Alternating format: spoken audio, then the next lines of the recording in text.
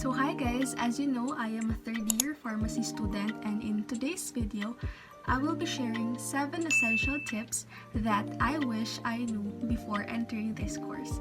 So without further ado, let's start.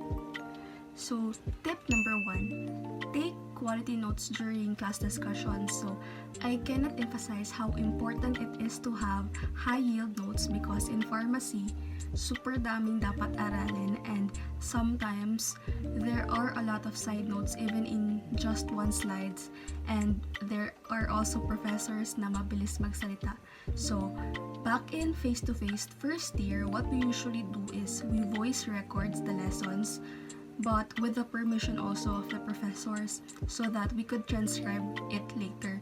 And then when you have notes kasi, it will serve as a reviewer for upcoming quizzes or exams, and it really doesn't matter whether it is handwritten or typewritten, as long as you are comfortable with the material, that will do. So for the second tip is memorization.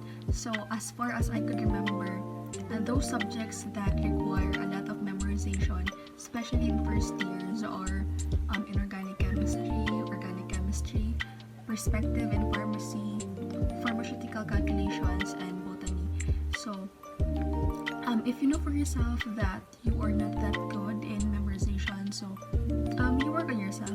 You do things that improves memory, because in the entire pharmacy, it really requires a lot of memorizations, and I can advise that if you can familiarize the basic elements or the common elements of the periodic table, then it's better, because in the first year, especially in organic chemistry, you will memorize a lot of elements, especially their symbols. So that's a head start. So for tip number 3, learn your study or learning style.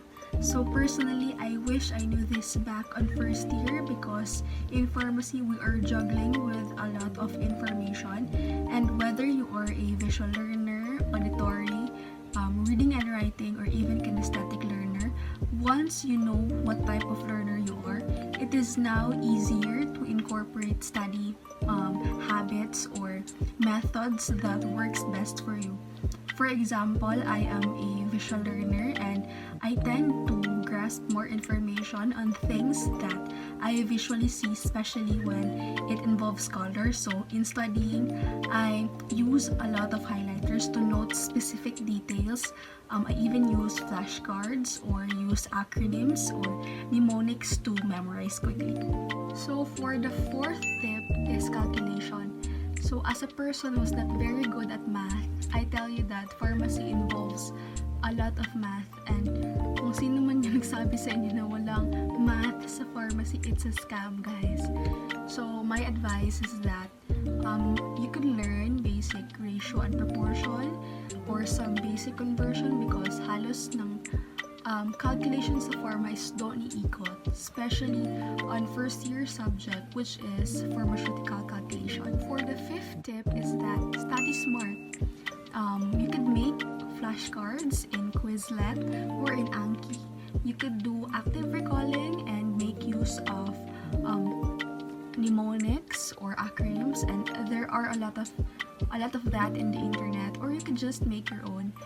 But wag lang kayong gumaya sa akin na I remember that specific mnemonic but totally forgotten what that mnemonic stands for.